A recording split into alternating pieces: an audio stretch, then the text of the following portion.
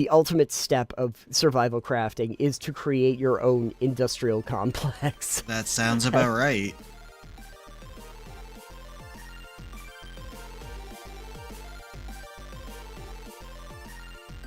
Hello, everybody, and welcome once again to Podcast Valley. We are here in Sunlit Valley. It's kind of sunlit right now. It's dawn. The It's dawn dawn. is coming over here. Watching the That's moon right, go down and- there. Sun's like coming over here. The sun's there, moon's there. We've got everything. You got the sun and the moon, and of course, we've got bananas, which actually look like a half moon. Or They do quarter a moon. little bit. We should start Yeah, a every little bit. episode at sunrise. That would be. We should. That would be perfect. And then And we- it's also it's a good indicator of how long we've talked too. Yeah, I think the day-night cycle is like 20 minutes, 22 minutes, something like that. Oh, perfect. Oh, okay, great. So yeah, we are here. We are here in my banana grove, because of course we are. Oh, it's raining again. And it's it is the wet season. So So true. this is the. I was telling Alex just before we recorded that this is the first time that I've actually set up a base that's actually in like the perpetual summer zones of this area, and it's kind of great because I can just grow bananas forever. So I'm happy. Bananas are a great crop, folks. You should definitely try them. So many. I have not gotten my skill book though for Banana Karenina, which will allow me to double my banana crops. I don't think I've gotten that one yet. Can't Too believe bad. you don't have that yet. I'm perplexed and annoyed. But anyway, while we tool around playing with some other things that we're doing, I wanted to actually talk about, surprisingly enough, the those are coconuts up there. I'll take care of the coconuts first. Okay, And then you then, can start that over. Yeah, then I can start that. I can't reach those coconuts. I can't reach those coconuts without cutting down the tree, but we're not cutting down this tree. Leave the coconuts. They'll fall on my head later. As they Anyway, as I was saying before I got distracted by coconuts, I was going to talk to you today a little bit about the survival crafting genre, which we are currently playing in, do. Yes. apt as it is. Minecraft is, I think, one of the first survival crafting games, truly. If not the first, it definitely became the most popular and widely known. I want to say that Rust might have been one of the first ones, but I never Probably. played Rust, to be honest with you. I also Never played. played Rust. But don't worry, we've played so many others. We've been played so many others, you guys. There's a lot of rec- survival crafting. Yeah. So Oh, it's a pretty widely used genre. One of the ones that I had recently gone back to, which we had both played, we had talked about it on the show actually, was Pal World. You remember Pal World? yes, The conceit about Pal World is basically what if survival crafting, but it was kind of Pokemon. with guns. But Pokemon and then also guns. And yeah, much more violent Pokemon, which is a sight to behold. And not truly Pokemon, but like off-brand Pokemon, which we call Smokemon, I guess. They call them pals in the game. Smoke 'em on. Smoke 'em on him if you got 'em on. The thing about it is that when Pal World came out, especially, it did very well. It was a big deal, and it sold so many millions of copies. But then it kind of went away, as many things do, and then it kind of tapers out. But it also had a lot of updates over the course of did. time, and did some. Continues. It continues on and had some partnerships with, some other games.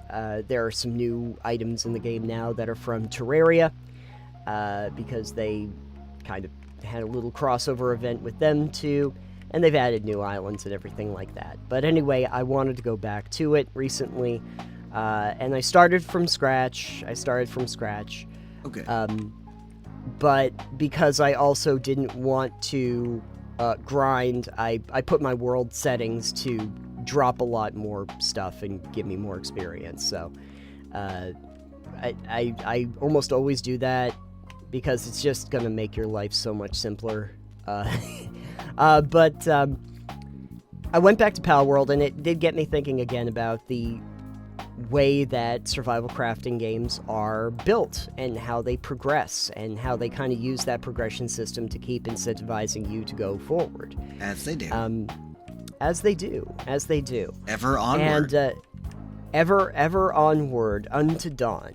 And so I'm going to ask you this question, a little quiz for you, Alex. Okay. What is typically the first thing a survival crafting game wants you to craft? Oh, they want you to punch trees to craft an axe. They want you. That's true. They do actually want you to craft an axe. In Pal World, it's not crafting an axe. It's crafting a workbench. Oh, you need to craft. the workbench to make the axe. That's fair. That's very true. Even in Minecraft, you have to make your crafting table. You do. You have to make your crafting table. Now, in Minecraft, where we are right now, you can make your axe and some of the other tools without that crafting table. The axe you cannot. Oh, that's right. You need to have a 3x3 grid. Yeah. Yeah. So yeah, you do need to pretty much make your crafting table first if you want to do anything. But you do have to punch trees. You do have to. You still have to. You have to punch trees in pretty much every survival crafting game, or pick up sticks. A little bit of both. But yeah, in Green Hell, you also had to basically pick up sticks because punching trees doesn't work very well in that one. But you had to pick up sticks. It hurts your hands. Yes, it does. The thing that's interesting, though, as I think back on it, I don't think Green Hell made me build a crafting station. There was just like a book that you had on you, and as you got new ingredients and plans, they unlocked so that you could start building them. But the other thing that Green Hell does to make things a little bit more, integrated into each other is that you could build buildings in parts. So if you have a lean-to, there's you can build the one wall if you have the materials, and then you can come back, build the other wall, finish it up with another piece. Because you would have to carry some of the equipment, and it was heavy. Gotcha. So they figured you might not be able to carry it all at one go, so you could do it in parts. Very structured as it is. But yeah, the basic idea when you start a survival crafting game is probably going to be that you need to build a workbench so that you can craft other stuff, which is usually followed by crafting a bunch of other workbenches, because I did notice that going back to Pal World is it's very workbench heavy. I think we had a whole episode where we talked about too many workbenches. Yeah, we did. It was that one. I also had tried Nightingale recently. Also very interested in crafting stations. Yes. It's a big thing. But at least it pulls stuff from your inventories. At least it does pull stuff from your inventories, yes. Good news for people going back to Pal World in 2025, though, is that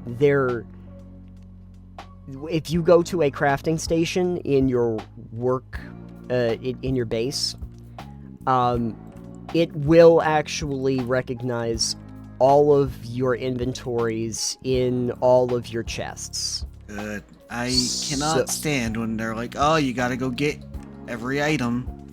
Yeah. Like, I do not. Yeah.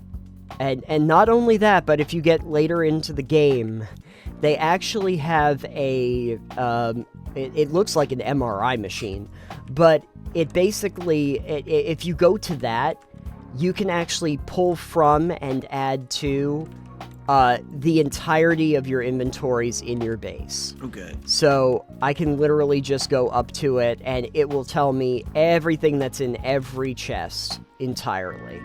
And so even if there's stuff in multiple chests, I can just go and pull them all in one batch. I think that they probably did that for the same reason. They streamlined it, and they needed to make sure that people could actually access this stuff. And you have, you can assign your pals to put stuff in chests. You have a little outlook thing, so you can decide what kind of tasks they actually do in the base. There's a lot more things in it, which we'll get to in a minute, but ultimately, I guess I should stay on my topic here, is that after you build the workbench in a survival crafting game, they're probably going to make you build some basic tools, Yes. which is another very common thing. And Alex, I think you're going to be able to figure this one out. What are the basic tools that you need to create in a Let's see. survival I've got crafting some game? right here. So pickaxe, axe, shovel, and usually like a hoe. Usually a hoe or a scythe or something like that. Some kind of threshing tool. Some sort of threshing tool, probably a watering can if there's gardening mechanics in it. But yeah, I think the typical ones that they'll make you craft are a pickaxe and an axe. An axe and a pick, basically. Which are the two that they make you craft in Palworld. I don't think you actually get a pickaxe in like some of the other survival crafting games if mining is not a big quality, but we're in Minecraft right now. Yeah, mining So you is better the only believe that- quality. Yeah, we yearn for the mines, so we do need a pickaxe. The shovel in this game is really interesting too because it allows you to move dirt around, which I don't always see in a lot of other survival crafting games. But it is very... You can do it in Valheim also. Oh yeah, I guess you can do it in Valheim. But you are correct in that there are not a larger selection of survival crafting games that let you modify terrain. Yeah. A lot of them, mostly because the terrain is considered static. Yes. Palworld is one of those, where the ground is a static thing, and then there are nodes for mining that sit on top of it and can regenerate, as well as trees. I mean, I guess But- that could go into a whole other discussion about procedural versus static. Oh, survival sure. crafting. Sure, which I guess we can touch on at least briefly, which we're in Minecraft. This is a procedurally generated world. Valheim you mentioned before, which also has those mechanics where you can move dirt around. That is a procedurally generated one. But a lot of them are not. A lot of them are built worlds. Palworld is one of them. I mentioned Green Hell. That is also one of them. I'm trying to think. It might have been a while since you played, and I had just played not too long ago, but Nightingale. I think Nightingale is procedurally generated. I think parts of it are. I don't think all of it is, though. Not all of it. I also, however, do not remember having to move terrain around in that one. I think it's more that the realms themselves are more procedural, perhaps. Yeah, I think you're right about that. Come to think of it, yeah. Like, there is a main area that is not, but then you go to the different realms through the gates, and you can do it that way. So, this is our opinion time. Opinion time, everybody. Do you prefer a procedurally generated or a static world? It depends really on the type of game I'm playing. I Sure. don't mind either. I like static worlds if Yeah. there's more of a narrative, or at least more handcrafted worlds if there's some kind of narrative, because it's a lot Yes. harder to design the narrative around your world if your world is procedural. Yes. So Yeah. that's one thing. But then on the other hand, I like No Man's Sky, and that's all procedural. But it also suffers the lack of a strong cohesive narrative and strong cohesive theming for planets and environments, because everything is just kind of, it's procedural, there's millions of combinations, but everything feels very samey. Right. I'm probably going to echo a lot of your sentiment here because, like, right now we're doing Sunlit Valley. This is Minecraft, and I just saw a moo bloom. There's moo blooms over here, everybody, which are like cows with sunflowers on their backs. That's pretty great. And again, this is a procedurally generated world, so who knows what you're going to see. It's kind of neat because every time you load into this world, it's different. And you don't know what you're going to find. And if you like the idea of just exploring and happening upon things, procedurally generated worlds are very cool. However, one of my favorite ones, which I've already mentioned and I've talked about before, but Green Hell. Green Hell is very much a static world. And the reason why it kind of needs to be a static world is because it really does have a narrative through line and a progression and certain things that you're supposed to be able to find as you go along. And if it procedurally generated that, it would not work for what the story is trying to be. Right. You would not be able to get that out of it, and it needs to be able to follow you from this place to this place. You stumble upon this village, you go on some kind of drug-fueled vision quest for a minute. That's what it does. That leads you, which leads you literally down a path that was closed off to you, so that you can go to the next place, and then the next place after that, because there is a narrative through line and there is a specific progression you're supposed to go through, and people talking on the radio and things that you're seeing and things you're understanding about your existence there. So totally understand that. It would not work as a procedurally generated one. Valheim, you can kind of understand why. There is a basic framework in Valheim where you have to kill... Well, they're not gods, are they? But they're like They're like titans. demigods, kind of. Yeah. Things. Yeah. So the world can structure itself around that circle of stones, and the Raven basically saying, you gotta go out and you gotta defeat these four or five, I want to say, of these characters. They're in different parts of the world, but I don't necessarily need that world to be specifically there or tell me which way to go. I can go in any direction, and it's going to be a little different every time I go there, which is fine. So it makes sense to me why they do that. It's still kind of structured, but at the same time, it's very open in how it lets you plan out your day. This, however, very much a complete open book. Right. In this particular game. I say that as I stumble across a house. By the way, I stumbled across apparently a mushroom cottage. So that's fun. As one does. Anyone who might be seeing my thing, I'm gonna go explore the mushroom house.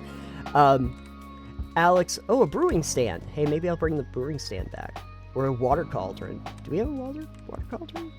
I don't know. But while I'm exploring Mr. House, not New Vegas Mr. House, but you get what I'm saying. While I'm exploring this particular house, Alex, I am wondering, hold on, I gotta get rid of sticks. And oak saplings, unless I want more oak saplings. I do not. Alex, I am curious, like, this kind of game that we're playing right now, I have an Ender Dragon skull, Alex. Okay. Nice. I put on an... Yes. I now have an Ender Dragon hat, so you'll see that when I come back. Can you tell me a little bit about some of the other survival crafting games that really stick in your mind? Ones that you personally have enjoyed over the years that you still remember now? I've enjoyed a few. I also fall off a lot of them pretty quickly. But I think one that I really have enjoyed, just because of the way they do it, is Icarus. Oh, yeah. I have yet to play that one. I have it, but I have not played it yet. It's nice because it gives you the options of doing a persistent world, and it is all handcrafted, I believe. But Yes, you can okay. do either a persistent open world or you can do it mission based. And the missions are nice because it means you can kind of go and build a base, do the objectives, gather some stuff, go back, have all that basically deleted, but keep the progress. Ah, I gotcha. That's kind of cool. And I think that's nice. I don't. This thing's not working. It's fine. Nothing is working. It's terrible. But anyway. I do have to play Icarus. That is probably going to be the next one in the genre that I play. I think it's good, and you do get to get upgrades and permanent buffs and upgrades and stuff like that you can take with you. But then if you die on the planet, for instance, you can lose some of that stuff that you might have purchased. So it's a little roguelite-like with that stuff, but in a good way. Okay. I like that as a concept. It kind of reminds me of... It's not a survival crafting game, but there was like a mission-based kind of thing that they did in...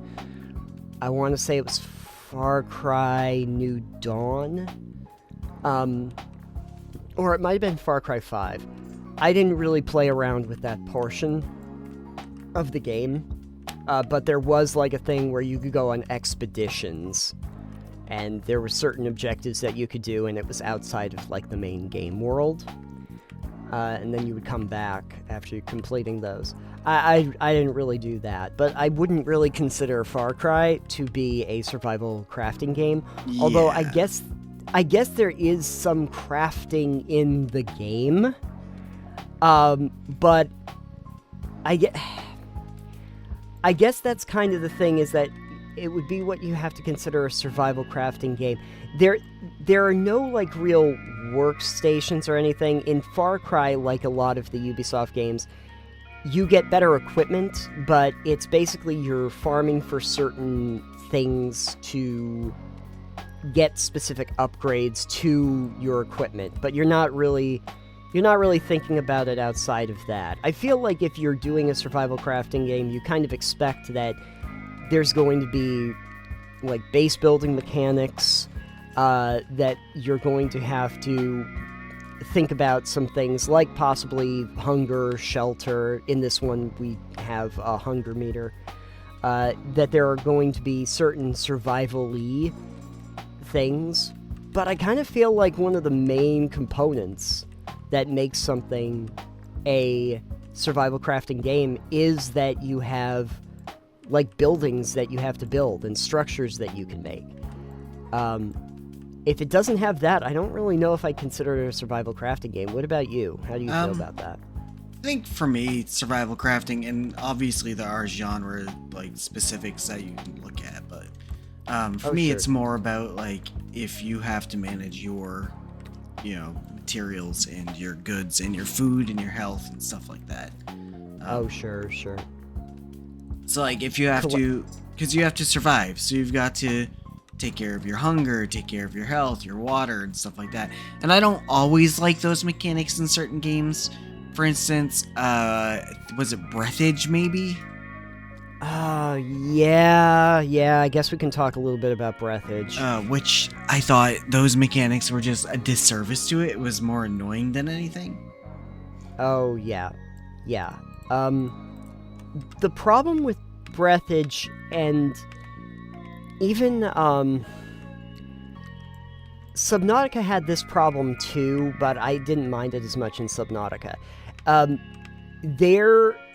The way they do inventory management is not great. I was not pleased. Breathage especially has this problem where it refused to stack items. So I get a water globule from space, and it goes, well, that fills up 1 square of your inventory. And your inventory's not huge. Yeah. So it's like, okay, so I can fit like 30 water globules in my backpack, but nothing else, and I kind of need stuff to live. So what are you trying to imply here? What am I supposed to be getting out of this? There are two different kinds of ways that you can do inventory management, and sometimes they'll do both. It is either weight-based or it is space-based.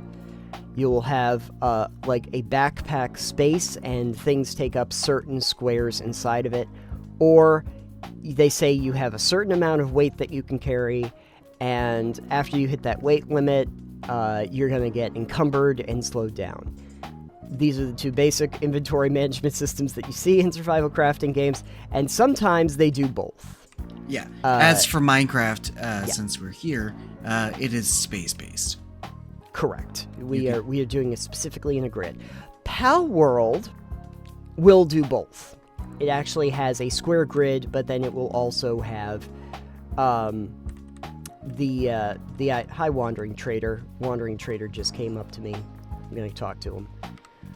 But Palworld actually does have a weight requirement. Now, I will tell you, for my own sanity, I actually turned the weight to 0 for everything, so that all I had to do was worry about the square-based, the space-based system of inventory management, because Palworld's weight system it makes like mining out in the world basically as big a pain in the ass as you can imagine, because you get encumbered after like mining a few nodes of iron.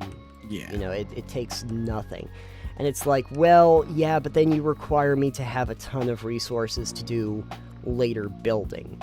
And so this is just going to be a slog. So yeah, you can, luckily in the world sliders, Palworld luckily has a lot of customization you can do for the world, even on the fly. You can actually turn the weight percentage down to 0. If you didn't want to do that and you still wanted to keep them, you can still turn it down to like 0.1 or 0.2 of normal weight requirements. I would hate to try going into it. I'm sure somebody has tried by turning the weight requirements up to like 3 or 4 times. Those people who really just enjoy torture. Yeah, in the same way that you can turn the degradation of your tools way up. I obviously turned that down too, because I do get tired of having to repair my equipment. Oh yeah, I guess maybe we should talk about that for a brief second. How do you feel about having to repair tools, Alex? I don't mind it if it's unintrusive. I mind it when it's all the fucking time. Yeah. Yeah. Like, there's no reason a pickaxe that I'm using should break after, like, 5 things. Right. Right. It's, this is one of those interesting things when it comes to Sunlit Valley, which we're playing right now, by the way, compared to normal Minecraft. Because in normal Minecraft, your weapons degrade over the course of time. Yes. And in Sunlit Valley, your weapons will only degrade if you die. Yes. And so you don't really have to worry about that as a mechanic most of the time, which I think is pretty great. Like, that was actually one of my favorite changes to this particular formula, was not having to think about that. And then obviously upgrading tools, even if you do have a degradation, upgrading tools usually then it gets more stamina and durability. I'm not a fan of degrading equipment as a general concept. I understand why they do it, because, you know, in a survival crafting game, it's another thing for you to think about and to keep in mind when you're going around. And theoretically, it leads to that moment where your player playing the game is, you know, in a pinch out there in the wilds and hasn't been maintaining their weapons or hasn't been thinking about it, and their weapon breaks, their pick breaks at a key moment, and that leads to tension and panic, which is something that I guess you'd probably want to achieve when you're doing a game like this. You know, so I understand that. However, there is a difference between creating tension and just being annoying. Yeah. And there's a point where it is just simply annoying to have to go back and like remake or repair your weaponry because they break. I go into Pal World because that's kind of what spawned this conversation. There were just a lot of times in Pal World where I would be out there picking away, trying to get as much, you know, rocks and iron as I could so I could go back to base and start smelting. And my pickaxe would just break, and so it still works, but it does very little. So now I'm just smacking at something for way longer. And so the math for me then becomes, okay, so I can still do this task, but you've just made it a hell of a lot longer and more tedious. Yeah. Until I go back and repair this, but if I go back and repair it, that's a whole backtracking that I have to do. So now I've got to do a whole run back, get back to my base, repair it, and come back here. So you haven't really built tension here. What you've done is you've created tedium, and so I'm not a fan of that. Right. I feel like Pal World, with a lot of the updates and stuff that they've done, especially with some of the later game equipment, because there are more upgrades to your equipment, solves this a little bit by creating more durable equipment. But it's still very much there. It's still there. Should we talk about base building? Yeah, sure. I feel like we should. Because base building is a very typical thing that you're going to encounter. I almost feel like it is a required characteristic, like I was talking about before. I feel like it's a required characteristic of a survival crafting game. If there aren't some crafting mechanics where you're building shelters, workstations, fire pits, stuff like that, it doesn't really feel like a survival crafting game to me. So I consider it to be something kind of important. You start most of the time with, obviously, your workbench, like we've said before. What do we build after that? Usually probably a furnace. Yeah, you'll build a furnace, maybe a campfire. Maybe a campfire, yeah. Some kind of food usually is up next. Right, which is why I say campfire is usually typical. And one of the reasons why it's typical, too, is if there are hunger mechanics. If you have a hunger or a thirst meter, chances are you are going to need to have a campfire. I got temporarily distracted because apparently there are bison here and they want to hit me. So I'm just going to walk away from the bison real quick. Speaking of food, I should smack these bison, and then I could get all the food I need. Just pet the bison. But I'm not gonna smack the bison though, because I just it looks like they're outnumbering me now. But if I got them, I could get food. Yeah, usually food and water are going to be the next thing. It almost feels like, and I don't know if this is intentional or not, or if this is just like the natural way that they developed, that if you look at how survival crafting works and the stuff that you need to build, it's kind of going with a Maslow's hierarchy of needs structure. Oh. where the first things that you need to do are the basics of I need shelter, I need food, I need I need these very basic things to survive. And as we go up the chain, as we get more and more stuff, what we're doing is we're looking for all the way up to self-actualization, like at the top. You know, we're going from very basic needs to more complex needs, all the way up to, hey, I need to have a sense of self as my top need. And I kind of feel like if you look at the structure of a lot of survival crafting games, they kind of play into that.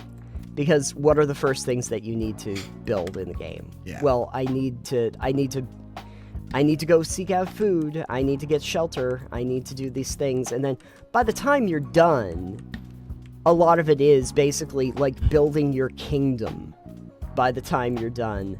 And like leading an army of pals or something. Building an industry.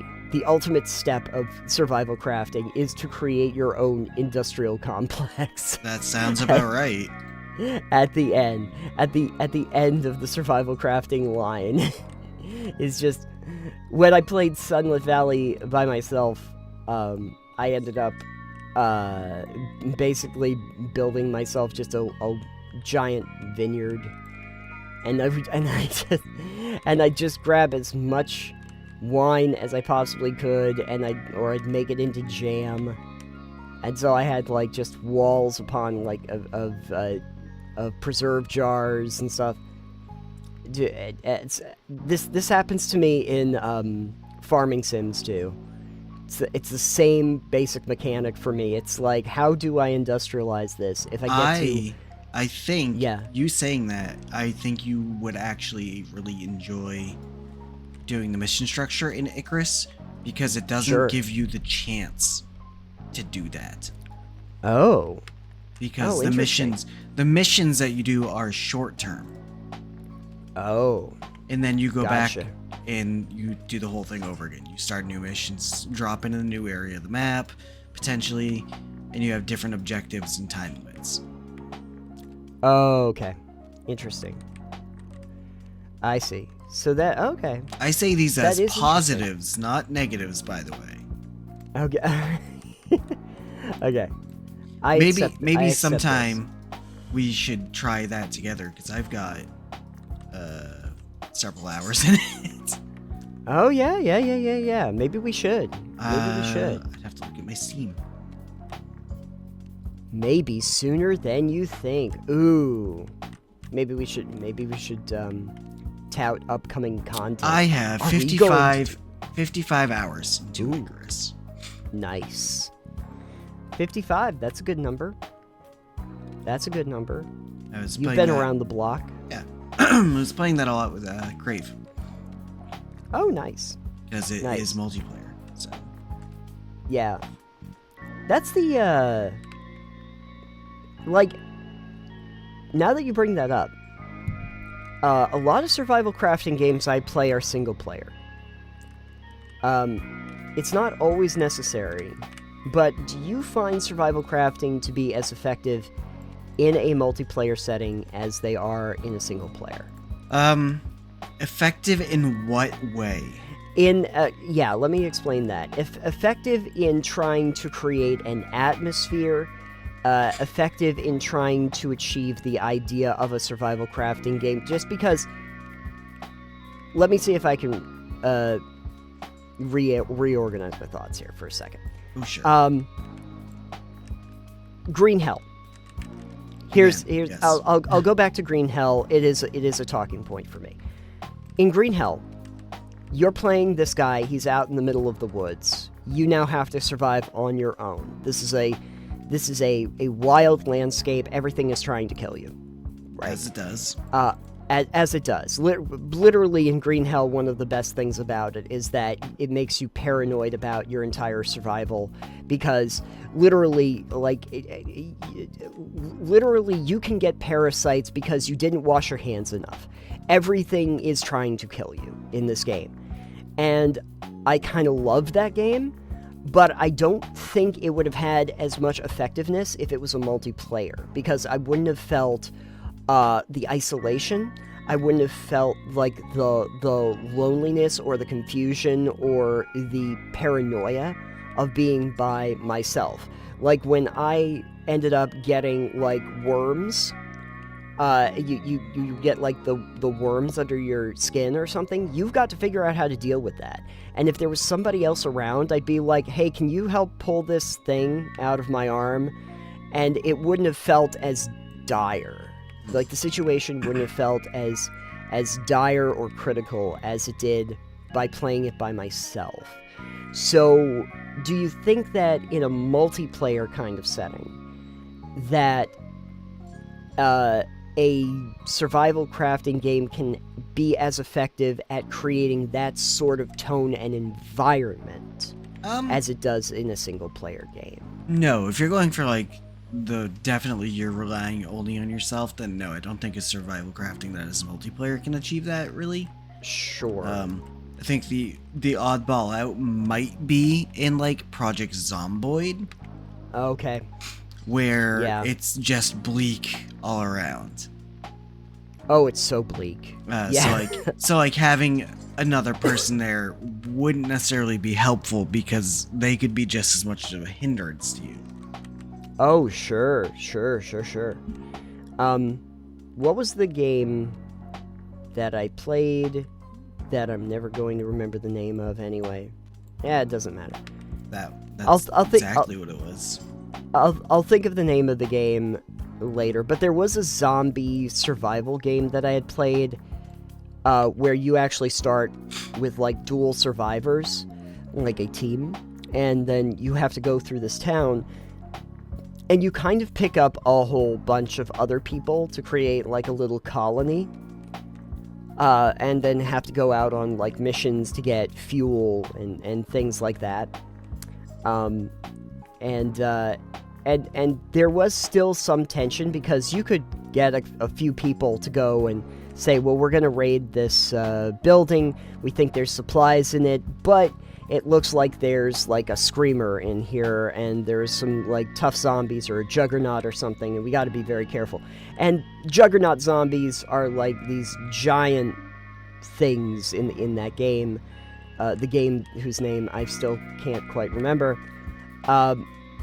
And they could just bowl you over and kill characters. So the tension's still very much there.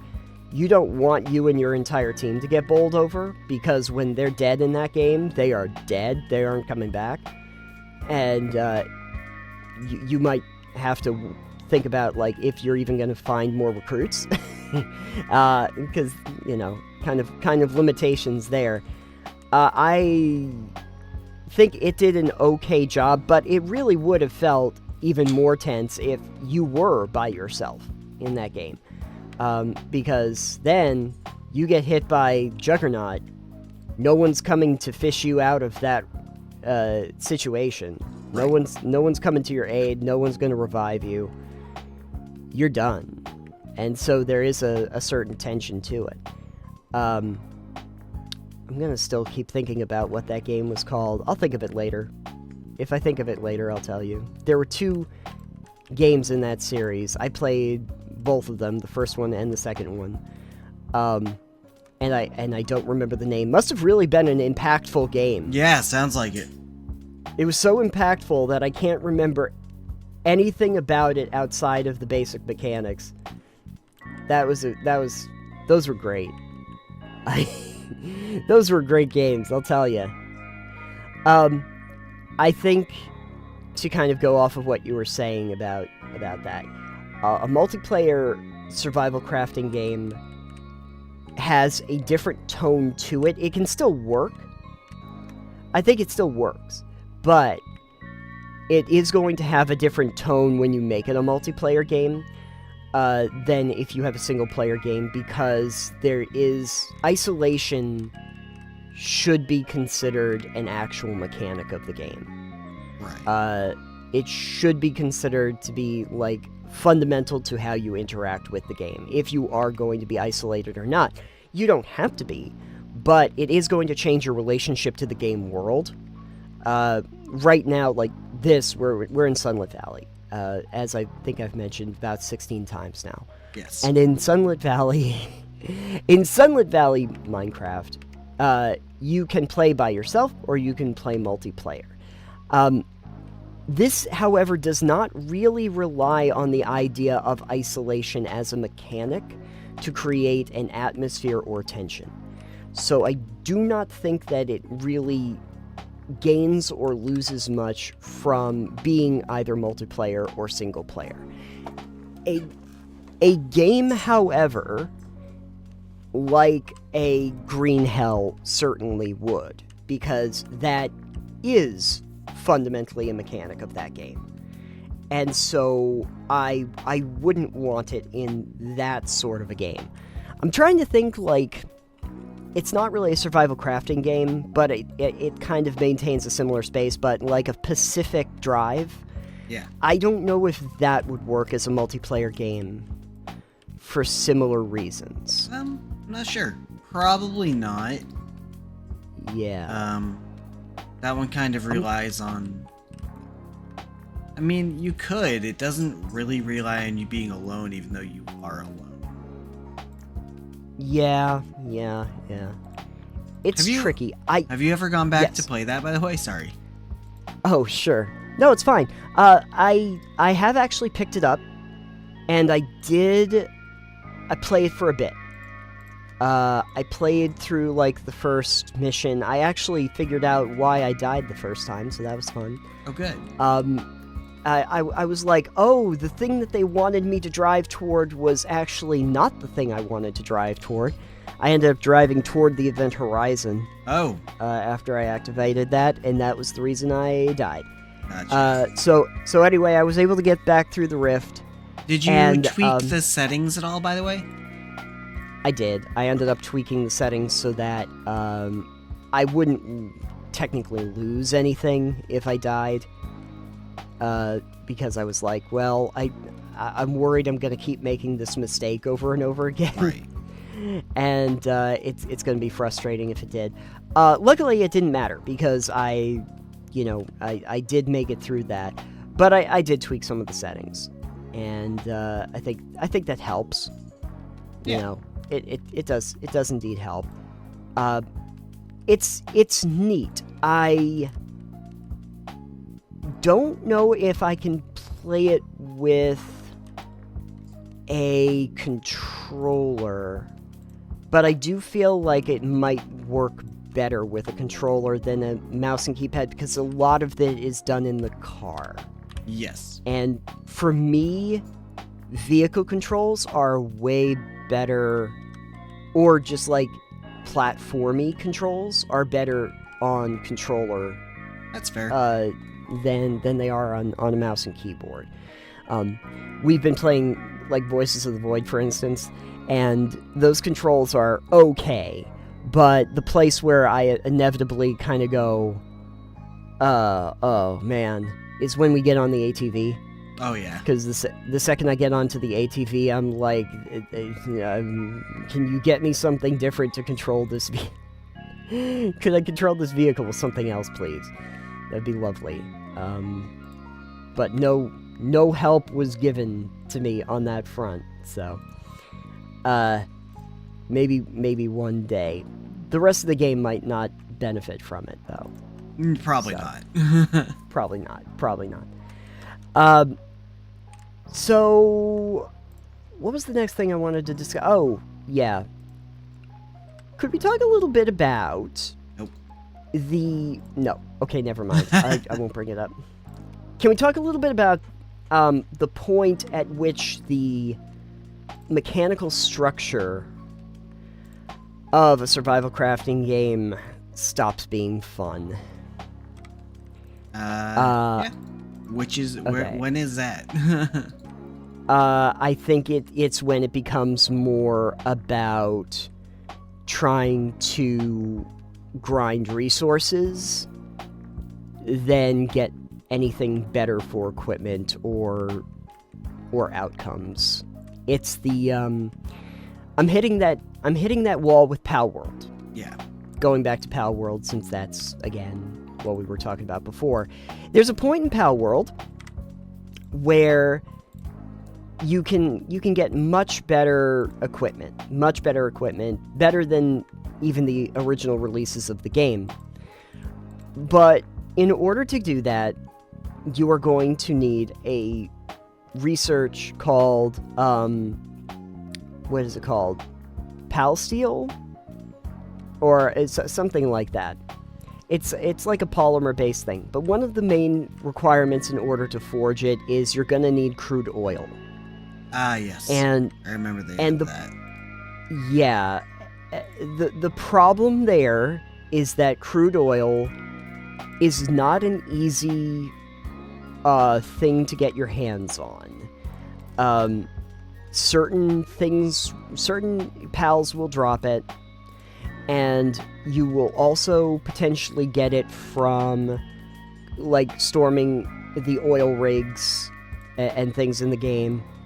But the way that they kind of suggest that you do it, is if you can find a crude oil patch, and you can put down basically a version of an oil derrick, which takes resources to actually build. But it's not so much that, it's that the power requirement for it and the amount of crude oil it produces is so very low, and you will need a lot of this new metal that requires it in order to build anything else. If I want to build the gigantic furnace, I should say, that they added to the game so that I can get, like, coralite or hexalite metals, it's the only thing that will let me build those. I need to have, like, 150 plasteel, and each one of those requires 5 barrels of crude oil to make it. And I have a base with 2 of these oil derricks on it, 2 crude oil derricks, and this big power generator, and I've got a bunch of electric pals that are trying to power this thing. It keeps shutting down still because it requires so much power to use. And even if you have them up at full speed, you might get, out of those 2, you might get a couple barrels, like a minute or 2. So if you do the math, this is going to take an incredibly long time and a lot of resources just to get over this one bottleneck in order to do anything. Yeah. So that I can move on to the later stages of the game. And that sounds like Satisfactory to me. Yes! That's a great example. Satisfactory. The point at which you're like, okay, I'm taking a ton of time to do this next step, and it feels like a huge step up from the amount of time and resources I had to use before. So now what am I going to do? And you can stick through it if there's other stuff going on in the game, but I don't know. Usually in a lot of these games, it's when we hit around, like, the 3rd generation. I'm going to say around 3rd generation crafting stuff, where you might start feeling this pinch. It's not when they make you make the first workbench, or even the 2nd workbench. It's when they make you make the 3rd workbench, which in Pal World is the assembly line. Right. Now it's going to require electricity, now it's going to require more resources, you need more space for it, so that's when it starts. In Pal World, though, there are so many more lines of that. Like, there's the assembly line, there's the 2nd assembly line, there's now also an advanced assembly line that you need for some stuff, and the requirements for these start scaling really exorbitantly. In terms of the kinds of resources that you need, some of which you can only get after I get over the hurdle of the gigantic furnace, which I still haven't been able to build.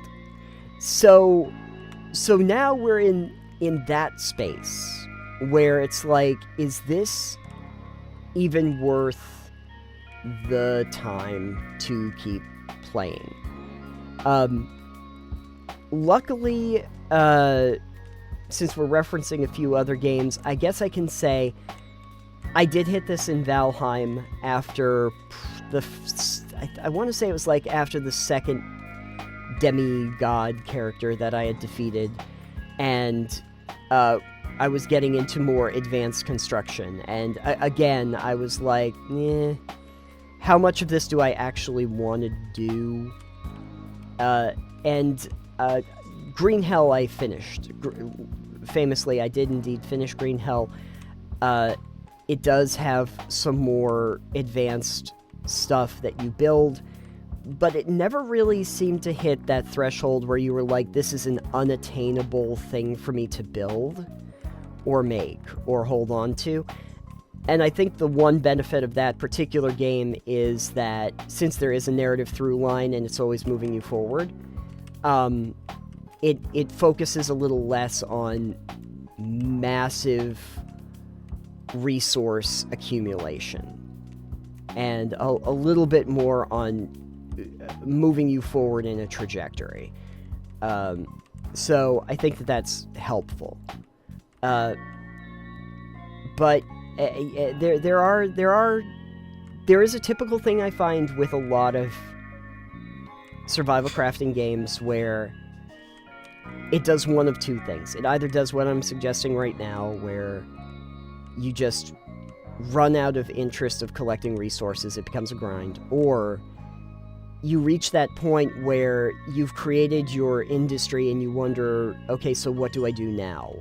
You kind of hit the end of the road, because it's like, well, I created my ancient fruit wine vineyard, so not much left to do here.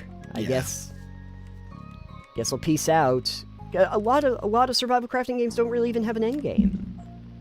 So it's kind of like, yeah, I guess this is what I was looking for. I can harvest all the fruit in the world. I can create all of the stuff in the world. And I guess that I guess I've won at game. My spreadsheet is completely full. I made biggest number I can imagine. You did. Or I just can't get biggest number I need so that I can build the next thing. You know. Yeah. It's one of the two things. I don't really care for when the survival crafting becomes a factory game. Yeah. So much, because like you've plopped me down here on this little area, and I'm making things from handcrafting axes, and now suddenly I'm turning it into a factory. Yeah.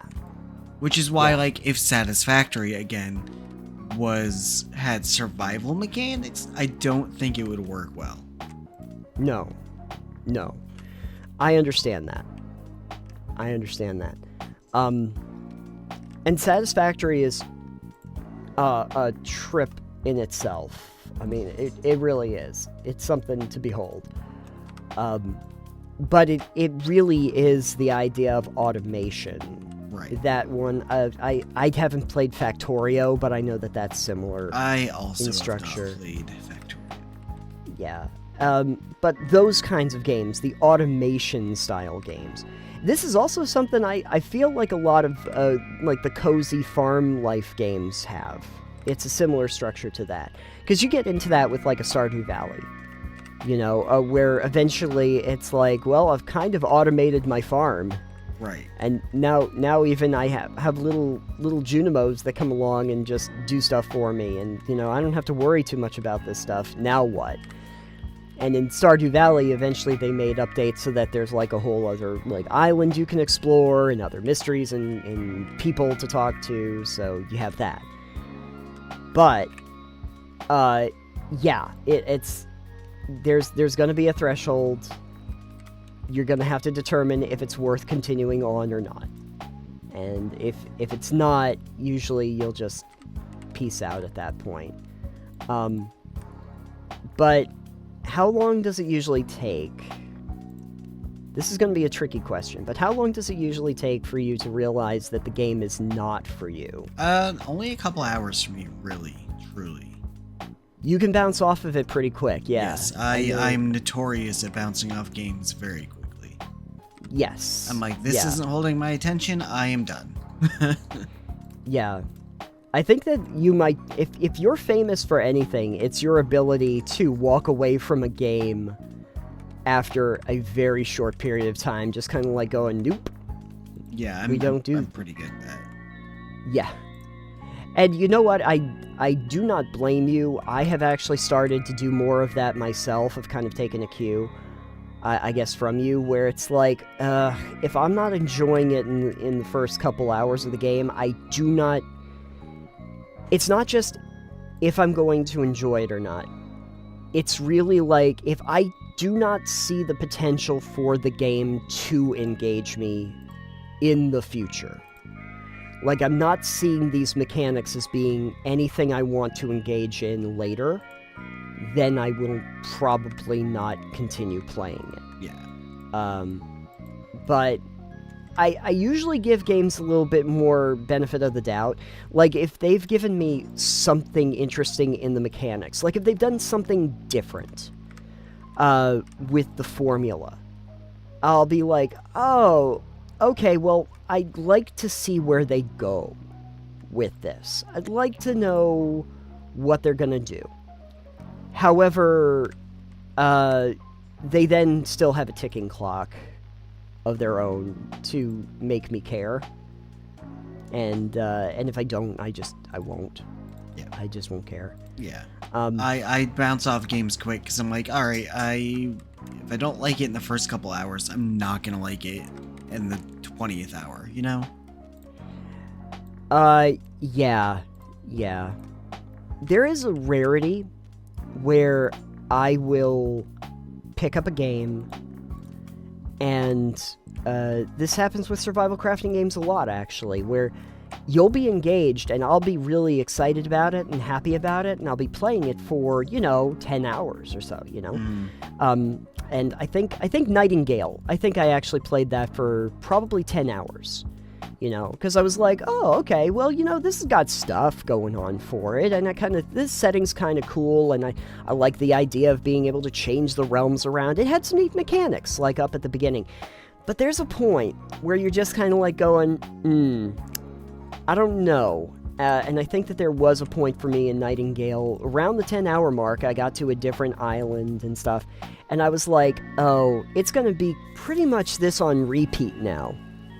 Like, it's gonna take me to a new place so that I can get a new resource, so that I can build another level of workbench, so that I can get to the next realm, so that I can get a new element, and it's like, yeah, this is gonna be the next 30 hours of my life if I keep going with this. Yep. And it was around that point that I was going, no, I'm good. I'm good. It's the need to keep you playing by forever forward progression. Yeah, perpetual progression forward. Line goes up.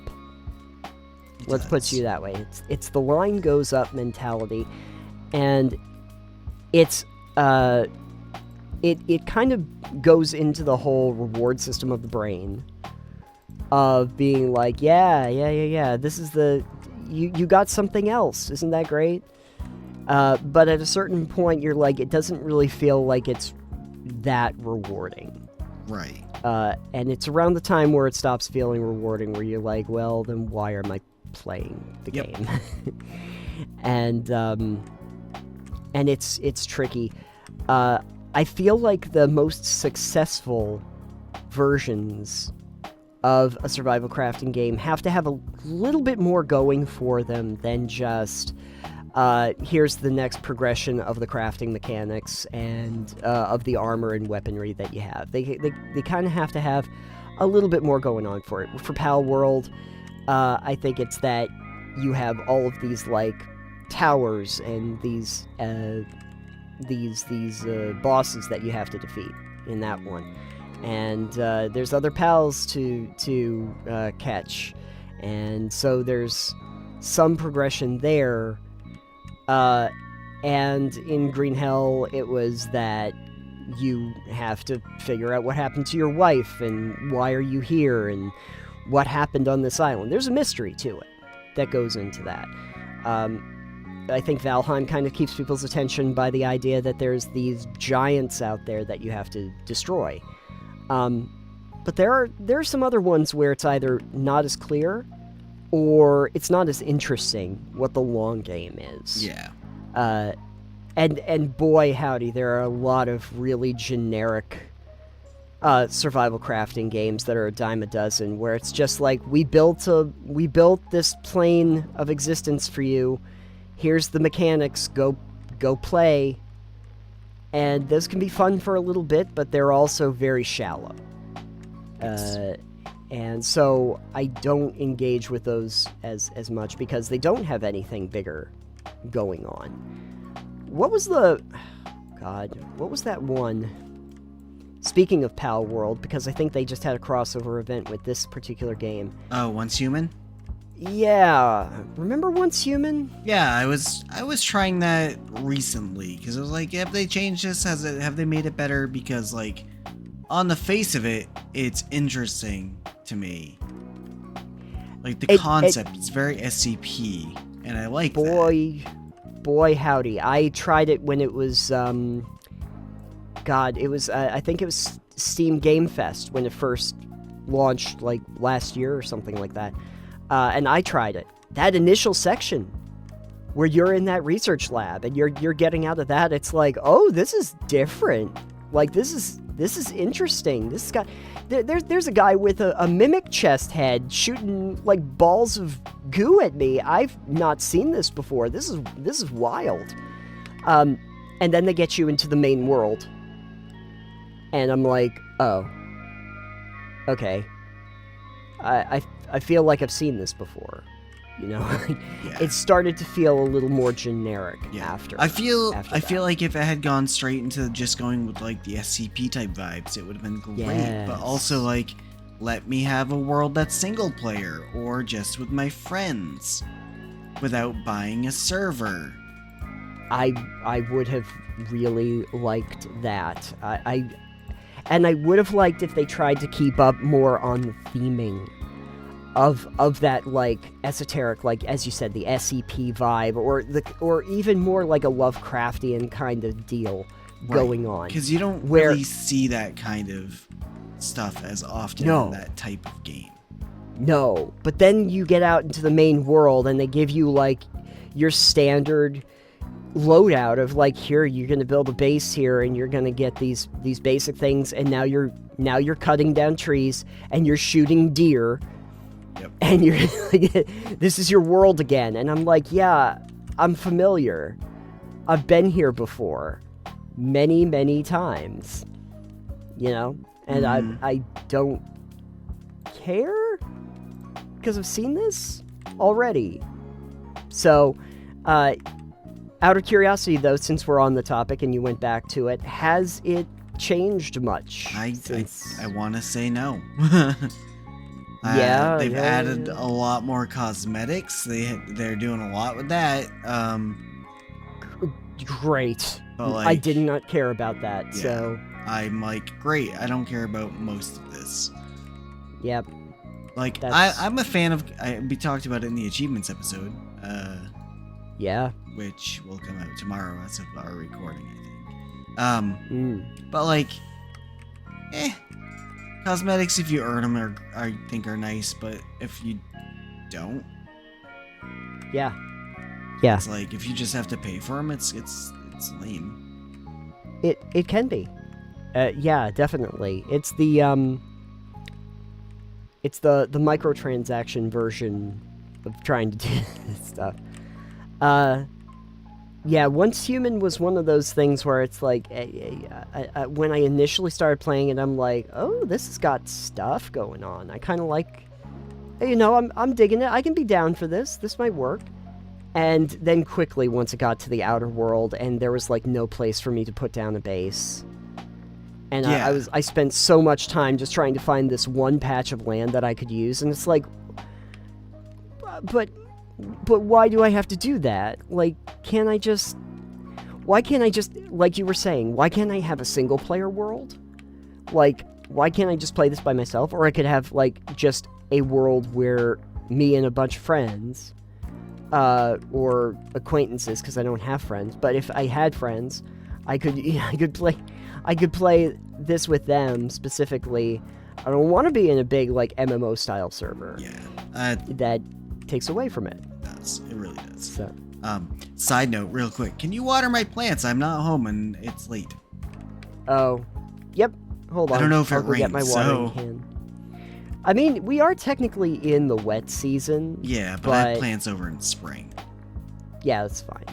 I got my watering can. I got a copper watering can. I'll go water crops. Oh, I have a gold one. Also, another side note, looks like you actually built yourself a house, huh? Yeah, I did. Good. I did. I used the prefab. I was, I think I mentioned it in one of our episodes, but I would have kind of liked it if those houses were a little bit smaller so that I didn't have to figure out how big a footprint I needed. Oh, I think they updated that so that if you place the blueprint down, it will stay when you pull the blueprint back out. Oh, got it. That's nice, so I was able to, like, mark out the area and then dig around where it was. Oh, gotcha. Also, I think I'll be home. So if you skip the plants, that's fine. Oh, no, don't worry. I didn't screw anything up. Don't worry. I more so meant that I have a gold watering can. It's way faster. Oh, okay. But feel free to water plants. Yeah, I have successfully watered the plants. Nothing went wrong. Great. I'm gonna be so thrilled to see what you did in the recording. Nothing. Don't worry. Hey, why don't you just don't worry about rushing home yet. I'm gonna just go. Let me see where I got. I'm gonna get these seeds here. Okay, I'm just gonna go take care of this here. No one will ever know. I don't know anything. It's fine. Everything's fine. It's going to be fine. Alright. Yeah, everything looks great. That's a ledge. Everything was watered anyway, so. Oh, good. I wasn't sure if it had been raining. Oh, it had. You need yourself some... Oh, man. You need to get yourself some sprinklies. I do need to get some sprinklies. I do have sprinklies, but I'm trying to think if my sprinklies... That's something I do in farming games a lot. Not that we're talking about that specifically, but I'm like, how fast can I get automated watering so I don't have to deal with this crap? But your plants were fine, so you can rest easy. Oh, good. I'm knowing that that's the case. Resting so easy. So we're probably coming to kind of like a wrap-up point now, but I'm just kind of interested in knowing, like, we play a lot of different things. We play a lot of different genres, and I think we find different things to enjoy about them. When it comes to survival crafting as a genre, how engaging do you think it is compared to, like, other genres that we play? Do you enjoy it more? Man, that's hard for me to say, because, like, I enjoy a variety of games, and sure, a various amount for each one. Yes. I think on the list of game types I enjoy most, I would say survival crafting is not very high, honestly. I think I had talked about it at one point, is that survival crafting went into, like, my junk food category of gaming, because I don't really remember them as much, but they do end up, like, being a thing that I want to consume a bunch of when I start. Yeah. And so I will, but it's also not something that I, like, normally would seek out a lot. I wouldn't normally go to hi. Like your helmet. Yeah, it's pretty great. Water can. Yeah, mine's in the back. Oh, I see. We have our watering cans. I think the reason why the survival crafting genre doesn't necessarily, like, pique my interest... Ooh. A tree? Yeah, it's a different colored trumpet tree. Oh, maybe I'll plant it up here. Put it someplace nice. Right here in the corner. I think the reason why is because, as we've discussed in this particular video, there is a certain formulaic nature to it that doesn't always translate very well to being memorable in a way that some other genres do. I remember a lot about, like, Souls-like games. Because they've got these big moments and these, very specific, distinct ones in these built worlds. So you remember those. But a lot of survival crafting games don't really do that. A lot of survival crafting games just kind of give you a landscape and will say, like, hey, go check this stuff out. Pretty cool, huh? And you'll be like, yeah, no, pretty cool. Pretty cool. But also, I think I'm done.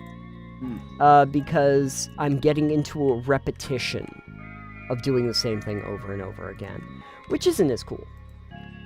It is not as much fun. And so, there's initial discovery that you get from a lot of survival crafting games where you're like, oh, I can build this, I can do this other thing, and that's really fun. But then there's always the letdown. There's always the come down of being like, there's always the come down of, like, going, okay, well, I discovered those 3 things, so there's not really much point of doing more. Except that I'm going to be doing more of it more often. It's not like, oh, hey, congratulations, you collected, these 10 wood, now you can build a bench. Now you have to collect 25,000 wood. And it's like, yep, but I just did the basics anyway, so I have to just do it a lot more. Not as much fun. Yeah. Not nearly as much fun, unfortunately. And so I think that that's probably the reason why I don't seek them out as much anymore. I did. I still like them. I'll still pick one up when I think it does something unique. For instance, for the ones that we've talked about already on the show, Palworld. The idea of Palworld was just so ridiculous that you had to know what it was. Right. Like, I think that's the thing about Palworld, is that the concept is so wild, and you're like, they couldn't have possibly actually done this. Like, one, just kind of amazing that they even got it made. Yeah. That they actually got it made and got it sold. That's pretty incredible. But then past that, such a really interesting idea and a wild concept for a game. Green Hell. Reason I stuck with that is because, boy howdy, does it give you a wonderful sense of paranoia. And this idea that you really feel like it leaned right into the actual survival crafting part of it. And it's like the survival was first and foremost. And everything is coming at you right around the corner, and it creates some real memorable moments in this crafted world. Sunlit Valley, which we're playing right now. Minecraft doesn't typically work for me, but you add in some Stardew into the mix, and all of a sudden it feels kind of like I'm home. Now this makes sense to me, and the survival crafting can work with it. So these things work. But then, if you have a case like, one I haven't talked about yet, Conan Exiles. Oh. When you get to a Conan Exiles, it feels like tedium. Yeah. Conan Exiles for anyone who plays it, I'm just going to tell you this right now. It's after, like, the second generation of stuff where you're just, like, going, you've got to be kidding me in terms of what I'm supposed to do in order to get anywhere in this game. Because I think that that one really was made for multiplayer. Oh, yeah. So that you had, like teams, these big teams to actually build stuff. But, man, it's just... When you're looking at, like, real-world grinding of hours upon hours to get stuff done, and some very basic things, I was just like, no, there's no purpose for this, you know?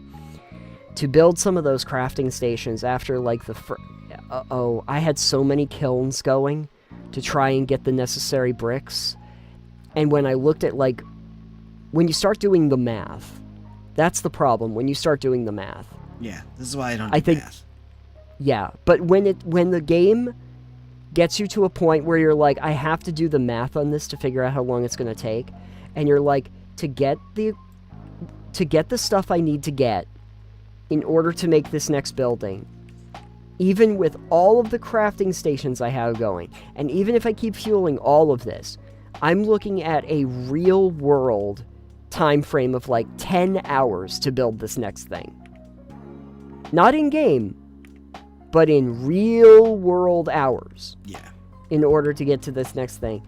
I'm like, nope, not worth it. I have like 20 kilns right now that I have to keep on full blast to make just enough bricks so that I can make the next step of bricks, so that I can get this other thing in 10 hours, because you've required me thousands and thousands of these to make. Not worth it, doesn't matter, don't care anymore. Really, that's what it amounted to with Conan Exiles. It's like, it's grind the game. It's like, it's not even grinding in a game. It's grind the game. And that's why I stopped playing that one. It was at that point where it's like, I've got these, I got these guys, I indentured them into servitude, I have them working round the clock, and it's going to take them 3-4 hours, real world hours, to create one item. Why? For fun. And ironically, this is the thing that really blew my mind. When I did world settings, I set the world settings at the beginning of the game to reduce time frames on those by like 10. By like a factor of 10. So it's like, what would you have to do if you were playing by straight standards of how much time frame it is? Because I vastly reduced crafting time in the initial world settings for my game, and it still feels like it's going to take an eternity. Why? Why did you do this? You knew it was a single player. I don't have the time for that. Yeah.